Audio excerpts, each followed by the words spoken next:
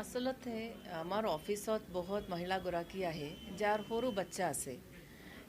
এনেকুৱা চিটুৱেশ্যনত মই নিজে ফেচ কৰিছোঁ ব্ৰেষ্ট ফিডিঙৰ কাৰণে বা বাচ্চাৰ ডাইপাৰ চেঞ্জ কৰাৰ কাৰণে আৰু অলপমান প্ৰাইভেচি যে লাগে প্ৰত্যেক মহিলাগৰাকী আৰু বাচ্চাৰ কাৰণে সেই আমি নাভাবে most টাইমছত আমি ভাবে মাগৰাকীয়ে কেনেকৈ মেনেজ কৰিব টয়লেটৰ ভিতৰত লৈ যাব ইট ইজ ভেৰি ডিফিকাল্ট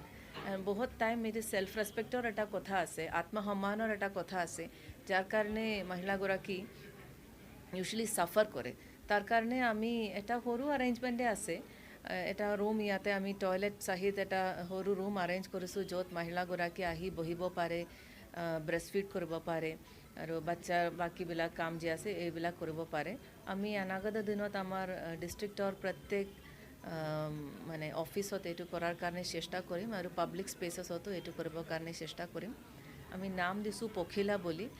লগতে এইটো এটা সৰু ক্ৰেছ আছে য'ত আমাৰ অফিচৰ ষ্টাফৰে যদি বাচ্চা আছে দুজনে মা দেউতাই যদি কাম কৰি আছে বাচ্চাৰ কাৰণে অসুবিধা হ'ব তাৰ কাৰণে তেখেতক যদি ইয়াতে লৈ আহিব বিচাৰে লৈ আহিব পাৰে তাৰ কাৰণে আমি এইটো কৰিছোঁ।